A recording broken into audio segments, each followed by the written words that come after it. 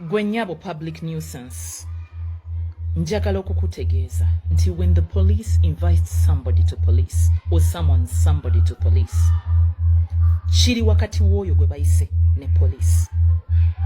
I am represented by counsel. Baloya bange bamanyi ekyokola if I'm summoned to any police. Teweefuula nti gwakola omulimu gwo. My lawyers do not owe you any update. Nyabo, steer clear of my name. Lekera okola zi videos zo nyabo full figure. N'okwata ebifaananyi byange. My beautiful pictures. My handsome husband's photos. N'oziteekako. Lekera okuwa omuwendo okukubako. Okuwa omuwendo using my name. Bakukubye whoever thumped you. Public nesanyuka, public ne celebrating, public ne uli anti efunye justice, olw'ebintu by'oludde ng'onyigiriza abantu. Kati oyagala okuwa okukubako omuwendo okuteekamu erinnya lyange. I was very clear with you in my videos to the public. Nze sinna kukubako. Ne videos z'obungeesa bwe nzitunuulira sirabamu bba wange. Gwe full figure toli ku level erisiza muntu yenna ku nsiko, toddangamu kwewa importance eyo. Toweewa ddembe na muwendo lituuka ku ssaawa eyo. Full figure audacity must be on sale. Mukazi gwe wagenda ku Monday or Tuesday last week, n'ogenda ewa General Sale eggulu. Olwatuuka ku gate abasirikale bakubuuza ononye eki, n'obagamba mbu baakukubye kubanga owagira President Museveni. Abasirikale ne bakugamba but the stories in the media ziraga baakukubye kubanga obadde ovoola famire z'abantu n'amannya g'abantu. N'obagamba mumpitire General Sale, mbu bamuyitire General Sale kubanga baakukubye kubanga owagira President Museveni. The audacity nga General Sale gw'otumya ye muntu gwe wayita omulambo, gwe full figure. Ng'omusajja oyo General Sale gwe full figure mbwa full figure bwo wasobola okumuyita omulambo, n'osobola okumugamba mbu tebalina kye bakola, bazimbya mbuto na kujjuza tooyi ng'ebyo bigambo bye. Naye n'olowooza nti ajja kuvaayo ajje ng'agabattukana kubanga full figure baamukubye.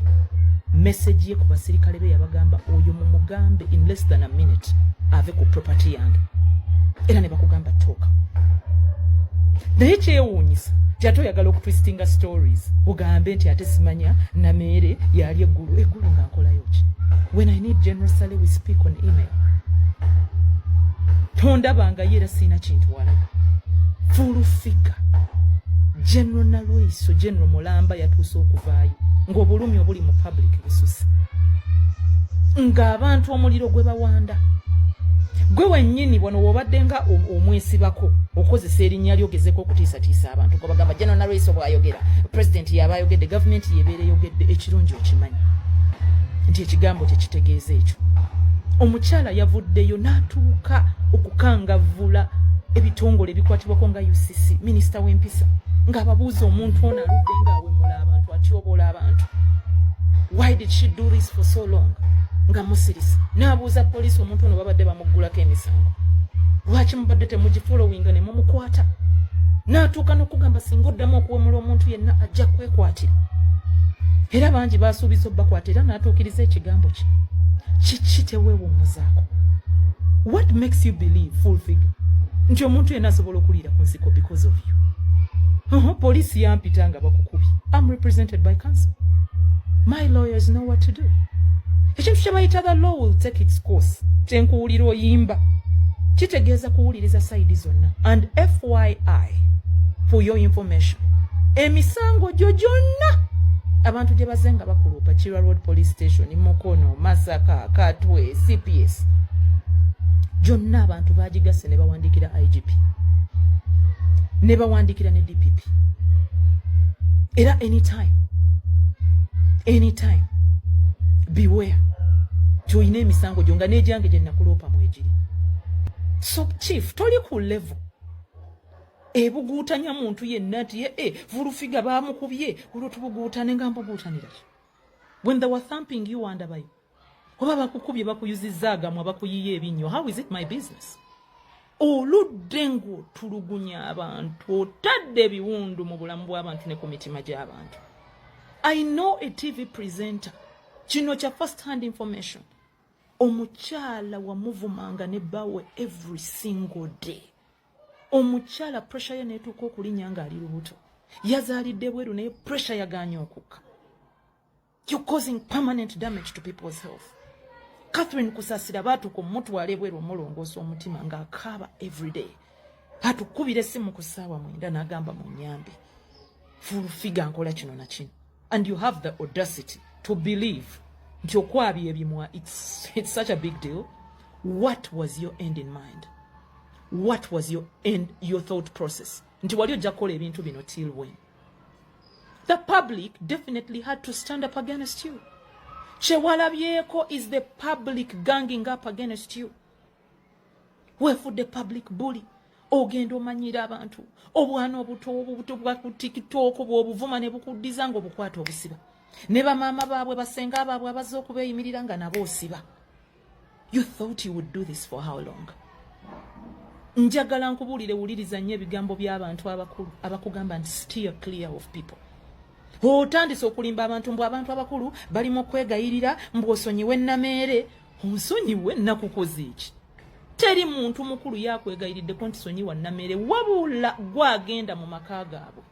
Ogenda osiikine ekikazi ekikulu, ogenda olika kimasiikini osabiriza obusente.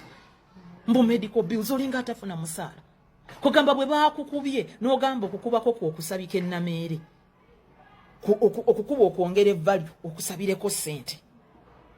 N'ogenda mu maka g'abantu gy'ogenza osabiriza sente kiri bakiyisaawo nga by the way.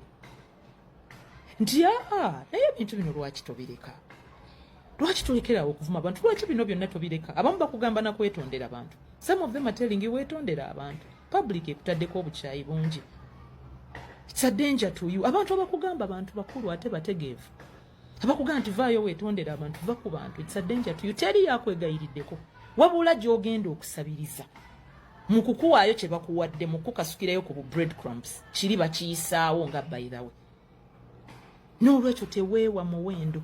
Mbu Nameere bali mu kunneegayirira. Hell to the no. Hell to the no. Nyabo toli ku level eriisa muntu yenna ku nsiko. Ned gwe wennyini wakute kinuwa ky'ekikadde ogenze busimanyi ogenze kwata nobati abantu ne bakutabukira. Simuwadde n'abasajja ki babiri basatu ne babatabukira ne babagoba muvewa. Gwe wennyini gwakuba amasimu e Masaka. Bannange bangambye abankuba bavuga zi taxi awe e Masaka mwabalabyeko. Kati ate gwe weekolera investigation mu musango gwe w'amaanyi ennyo. Kwata President Museveni omujje mu kasasiro. General Nalweso yavuddeyo na protecting erinnya lya president. Abantu abo they are highly trained ate bagezi. Yabadde amaze okulaba minzaani ya public obukyayi bwekulinako. Ate ng'olippira nnyo erinnya lya president oliteeka mu bintu byo. Naavaayo na protecting erinnya lya president. Nakuba president alina kye yeetaaza mu wemuzi. Okumukolera oba okumwongerako teweetaaga kuwemula abantu na kutyoboola famire zaabwe. Naye kimu bibiri ng'obuukira president. Are you sure I have not been to State House in the last week? Tweet ya president eya sectarianism eyabadde mu kalulu ka chairman Kalangu. Brief abagimuwadde twabadde abantu basatu ate ye yatutumira. Nze n'omusajja bamuyita Muyingo w'Ematanga n'omwami meya w'Emasindi. N'abuuza randomly ki ekyaliwo. Kwe kwavudde okola eyo tweet n'avumirira sectarianism okusosola mu mawanga okwateekebwa mu kalulu ako. So nga bwe weepikanga baaluuni. Manya nti government eno erina priorities and you're not one of them. Abantu bakwewerera kukuba, bakwewerera kwongera sirwa President Museveni era mujje kwata erinnya lye. Oyo president wa ggwanga lyonna. Nga naawe mwoli ne beovuma ne bw'otyoboola nga ffenna mwetuli. Ffenna president waffe. Lekeraawo okukwata erinnya lyange n'oyagala okulireko obuyinja tewali aliira ku nsiko because of you. Bw'oba oyina be waloopa balooya tubalina ekyokukola bakimanyi. Hamis Kigundu yakugambye bw'oba tosobola kulekeraawo okuwemula abantu mujje mu linnya mujje mu kamwako. Mama wa Hamis Kigundu, she's a real sister to Mama wa Tamale Juni. Same mother, same father. Hamis Kigundu is a relative to Honorable Sempija. Abantu abo b'ovuma. They are contacts of his, but relatives be. They are elders mu kika kye. So gweripira omanyi nti bw'ona kasuka amanya, it's not business as usual this time round. You watog. Steer clear of my family nesonyiwa. leka police ekole omulimu gwayo si gwajogerera leka courts zikole omulimu gwazo